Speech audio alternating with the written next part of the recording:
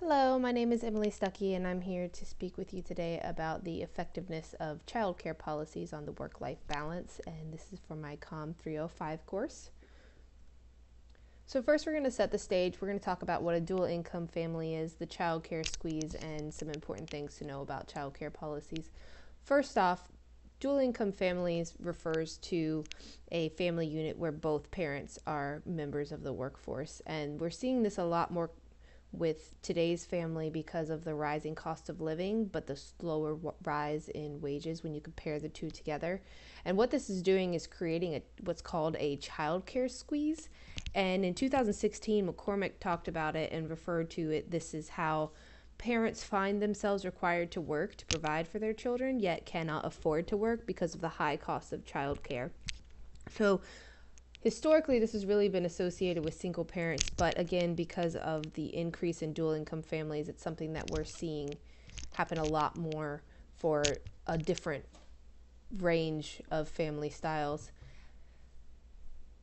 We're seeing also that this is extremely important. Childcare policies are extremely important. In 2011, Kim and Wiggins found that family-friendly policies, which is an overarching construct of childcare policies, they were just as important as traditional economic benefits in determining employee satisfaction and turnover intention. So families who need these childcare policies are almost viewing the policies as an equivalent to economic benefits. So if they're providing better childcare policies, but maybe the organization pays a little bit less, it'd be very likely that the employee who needs that childcare policy would still be inclined to take a position with them because of that. So these childcare policies can have monetary value to the employee. What they found is that on average, employees are not very happy with the family-friendly policies that they're being offered, which is kind of interesting. So there's a little bit of disconnect happening somewhere. Currently, these are some of the child care policies that are in effect at the federal level. There's the Family Medical Leave Act, and this is the only federal legislation that's been implemented in the United States that addresses child care, although it really doesn't do a lot. In 2012, Polly did some research by talking to the organizational field experts in this matter, and they found that one of the reasons that there's so little federal regulation and legislation is that there's an issue with framing. And this means that it's very difficult to motivate people in a political sense and to push for legislation if they're not personally impacted by this. So it's very difficult to frame childcare policies as an issue that needs to be addressed at the federal level because not everyone feels that it's an issue that needs to be addressed. So it kind of ties into why federal legislation doesn't really do much, and we're seeing this as more of a push at the organizational level. Organizations have the ability to implement their own policies for what they feel is best for their organization, and Tassari in 2015 kind of grouped them together into a couple of different constructs, and she found the dependent care assistant programs, child care resource and referrals, flexible schedules, child care subsidies, flexible spending accounts, backup child care assistance, and on-site child care centers. This is really important to understand that not every organization is going to have the exact same childcare policies. They're going to pick and choose what fits best for their organization, their mission, their vision, and what is best for the individual employees themselves. So they may pick and choose a little bit from the on-site childcare to offering flexible spending accounts. They may pick and choose what fits best for them, and then they're going to model their childcare policies to promote work-life balance that way. So in all of this research, the underlying theme that really kind of kept coming up was that having a policy was not enough. The perception of that policy would indicate whether or not the policy was effective. So you can have policies all day long, but if they're not effective, then they're just kind of useless, and you just wasted some HR man hours putting it down on paper and trying to implement it. So this is where research really needs to focus, so that way we can start taking our policies and actually making them effective. So one of the key things that policies need to do is be supportive.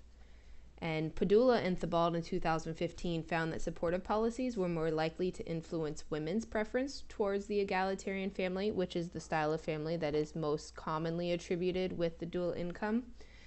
But men were more influenced by social expectations to the breadwinner of the family, and they were less influenced by supportive work-family policies. So this kind of points out that there are some gender disparities between excuse me. There are some gender disparities between policy perception, and when childcare policies are implemented in organizations, it promotes women who are traditionally the family caretaker. It promotes their entrance into the workforce, which is a good thing. But at the same time, now men who have been traditionally associated as the breadwinners are having to try to figure out what their new role is. And if they're not getting support from the organization and they're not getting support from their family, they're kind of stuck in this position where they don't know how to proceed. So it's very important to understand that we cannot just have supportive policies for women. We need to figure out how we can support men as we transition as a society into this new idea that gender, I say new idea, I apologize, but a more contemporary idea that men and women can be equal caregivers and can be equal breadwinners for the family. The next thing that I found was that quality was very important. And Rotnossingham and al. In 2012 found that it was more detrimental to employee satisfaction if the employee was unhappy with the quality of on-site childcare when compared to being unhappy with quality of off-site childcare. So this kind of goes to the old adage of, if you're going to do it well. And if you don't do it at all. Because if you have a childcare policy and it is not effective, but you have an organization that doesn't have a child care policy, that organization that doesn't have a child care policy is going to have a better perception. Because now that an organization has come around and tried to have an organizational policy and it failed, was not an effective child care policy, you've just now damage that relationship with the employee that was trying to have that. Vice an employee who never expected that to be there, didn't have any preconceived notions, so that side of their relationship with their organization was not damaged. So it's very important that if an organization is going to have a child care policy, it needs to be of quality. They need to make sure that they are doing everything they can to make that the best relationship and the best policy that can be used for the employees and for the health of the organization. So knowledge was a big impact on policy perception. In 2016, Sue and Bosman did research that studied how gender, access to resources, and career aspirations of management impacted the awareness of policies, so the knowledge. And what they found was that female leadership, interestingly enough, was actually less likely to educate on family-friendly policies. There wasn't a lot of research to support why this was, but it could be more likely that women, as they're trying to balance their home life and their work life, may not have necessarily had the time. And they also found that access to these policies was only partially effective at increasing the awareness, and that increased career aspirations led to more knowledge on the family-friendly policies. And for the increased career aspirations, it could be attributed to being a better manager means taking care of your people. Being a good leader means making sure that they have what they need, the resources that they need. And in doing so, you need to understand the resources that are available to them. So as people are trying to climb the corporate ladder, they're needing to know more about these policies so that they can take care of their employees and get the best work and quality and productiveness out of their employees. So that's probably where that's coming from. But across the board, lack of knowledge about policies of childcare, they just completely undermine the existence of these childcare policies. If you don't know about them as an employee, then you're obviously not going to use them. So we talked a little bit about gender with support, but gender in general has really been an issue with policy perception. We're very split. American society has always been very traditional in the sense that the men goes to work, the women stay home and raise the children. And with these childcare policies, we're really challenging that fundamental ideology, and it's causing some waves. If you don't believe that women should be in the workforce and you have all of these childcare policies that come up as a manager, are you more or less likely to let that woman utilize a childcare policy? Or are you going to see them as effective if they're in and out of the office? These are stereotypes that are being faced right now. And in 2017, Stadelman, Steffen, and Orley found that in municipalities with childcare services that were offered, men were more likely to feel that they did not have enough time. And this was really because they were impacted by the stress of trying to navigate this new idea of work and family. They weren't necessarily having that strong draw to be a caregiver, but now that women are having more of a presence in the workforce, they're starting to have to try to learn. Again, same thing we talked about with support. They're trying to have to learn this new role. But in cases where childcare policies were not in effect, women were more likely to remain at home as the primary caregiver. So childcare policies have really been focused historically on helping women enter the workforce and helping make sure that they have the ability to engage in the workforce, but also be able to take care of what they need at home. And it's almost kind of like it's made this, yes, you've entered into the workforce. Yes, we want you here, but don't forget that you have all these other responsibilities that you need to take care of. So it's just kind of interesting. I'm almost really not sure if that's hurting or helping what we're trying to accomplish as a society by balancing work life with using childcare policies. So the final thing of policy that impacts policy perception really is the state of the mind of the individual. And this was really interesting research. In 2014, Morin identified 5 ways that parents sacrifice for their children. And first, she stated that they give up their pride when they ask others for help. And that is very true. It's difficult to admit that you need assistance when you're talking about taking care of your children. Morin also stated that successful working parents understand that work-life balance does not mean that your time is spent 50-50. It is very difficult for a parent to come to terms with how to have work at work and home at home, and then figure out how the two of these intersect and meet together. So it's very important to have the right frame of mind in that scenario. And Morin also stated that successful working parents do not neglect themselves. Obviously, if you are not taking care of yourself mentally and physically and in whatever spiritual fashion you may choose to do, then you're not going to be able to perform at work or take care of your children. Morin also emphasized that the individual must be of sound mind and sound body. That goes back with, not neglecting yourself. She discussed that a child's happiness is not the measure of success. Today's society, we're very materialistic. and happiness driven. And some of the focus has been more on making the child happy and making them less fussy, less, I don't want to say needy, but less,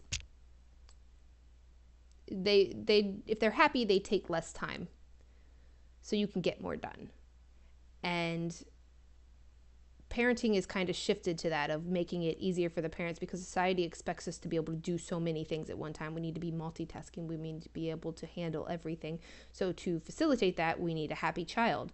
Otherwise, a difficult child takes more time, so it takes away from other things. So we're focusing more as a society on making the child happy versus raising them. And someone who is able to effectively balance work and life understands that a happy child is not what's important. It's not your measure of success. It's raising your child to be a good, productive member of society. So it might take a little while, but as long as you're providing for your child and they have the things they need, then you're being successful. Your child does not necessarily need to be happy. They don't need the brand new iPhone that they think will make them happy. That is not bringing home enough money to be able to buy them that brand new iPhone is not a measure of your success as a parent. And the final statement was that successful working parents do not dwell on the guilt of having to work to provide for their children. And this is something that is extremely important, probably the most important out of all of them, in my opinion, is if you spend your time wallowing in your self-pity about the fact that you have to work to provide for your child, and this goes for dual income families, single parents, any family situation that you may have, if you're spending your time wallowing in your self-pity that you have to work and are not able to give your child the things that they want versus the things that they need, then you're taking time away from either work or your family. So either work or life is being granted less of your time and your focus and your energy. So if you can control for all of these things as a working parent, then you're kind of priming yourself to have a positive outlook on childcare policies that are implemented, and or priming yourself to be satisfied and understanding that you are doing a good job as a parent. You are doing the best thing that you can possible. So it's very important to have that state of mind. You can have all of these other things. You can have support. The policies can have quality. You can have knowledge of them. And if your state of mind is not right, then everything else is going to be just kind of a moot point. So some of the recommendations that I had based on what I read and the research that was done was that policies are very one-dimensional. We just kind of look at this from the standpoint of the working mom, but there's so much more to that. There are working parents, there are working mothers, there are working fathers, and to just kind of pigeonhole it into just the one-dimensional side that we've seen it doesn't do justice to the actual dynamic of balancing work with family. So there was a policy recommendation that I really felt strongly about, and that involved the tax policy. So there was a direct recommendation to use flexible spending accounts, and this allows people to take their money and make it pre-tax, kind of like you would for a healthcare, but you're able to use that to pay for childcare services. And this is a direct childcare policy that can be offered at the organizational level, and it's gender neutral. It doesn't require time off from work, any of these things. So it should be able to be implemented and have little stereotypes that go with it, little negative reaction to it. And managers and leadership and organizations really shouldn't have too many issues, because again, it doesn't require the employee to take time off from work. It just kind of helps employees financially provide childcare, quality childcare for their children while they're at work. And then the second half of that is that in 2016, McCormick actually did a tax proposal. And this is interesting.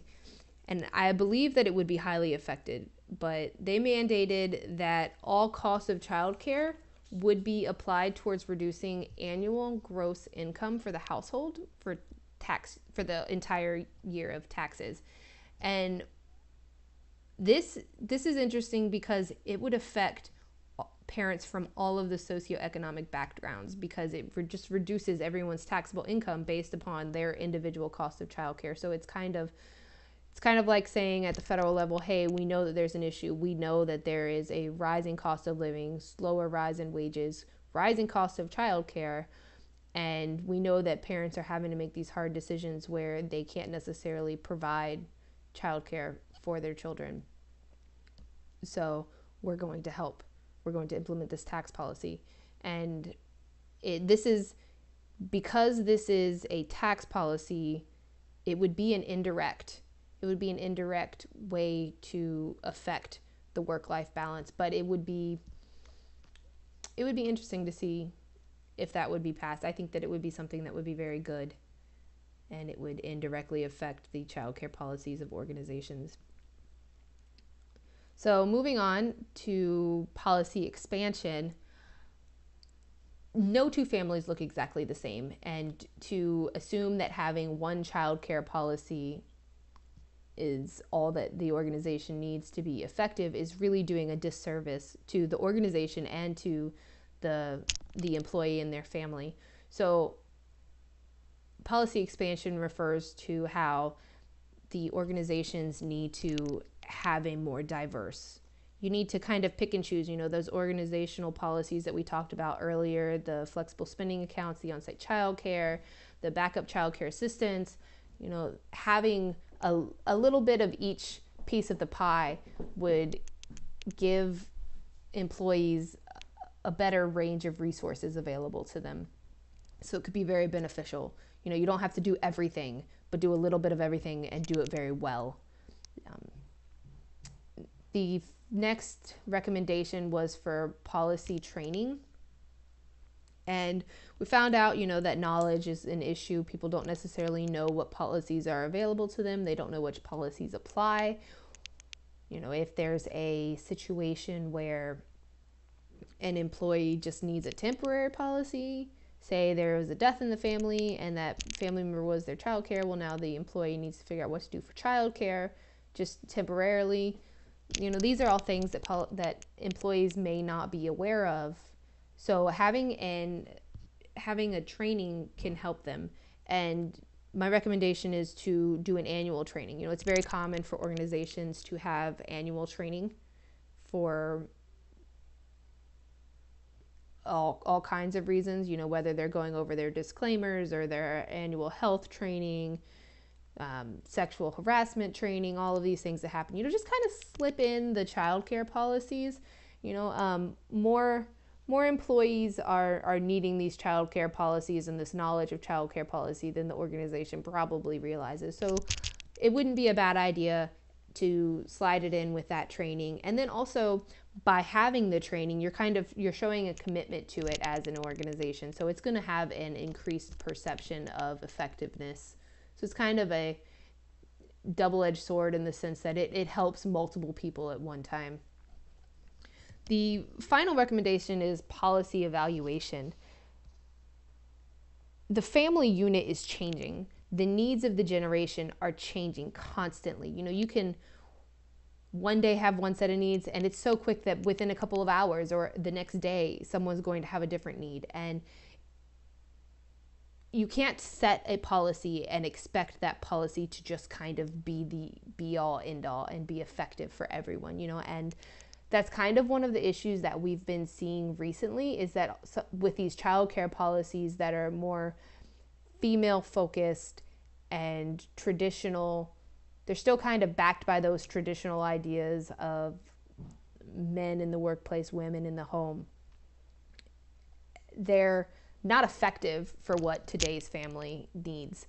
So we need to evaluate these policies and make sure that we are actually implementing policies that are effective. And to do that, it needs to be at a minimum every 5 years, organizations need to be having a evaluation period where they look and make sure that, one, the policies are effective, two, are these policies being used, and three, do we need to change anything? Do the employees need something else? We may not be able to write a policy and give them what they need, but maybe we can make steps and alter existing policies to better fit their needs. So the way that this can be done is they can do a survey, you can have focus groups. A lot of organizations do counseling sessions individually. Maybe data could be collected from that with the face-to-face polling during those counseling sessions. So there's a lot of different options of where this can go, but research really as a whole needs to start looking at this from a different light. We need to stop looking at it just from the childcare policy put out by the organization. We talked about how the federal government can be involved and have an indirect effect on the childcare policies of the organizations and the family's work-life balance. And if we can start looking at the effectiveness of childcare policies and looking at the stereotypes that associate with them and things of that nature, I think that we're going to have a much more effective range of childcare options available to people. And as a society, our children are the future. And at the end of the day, these childcare policies, work-life balance, children are the ones who stand to benefit the most from this, from time with their parents. And we owe it to ourselves as a society to make sure that we are doing everything we can for our future generations.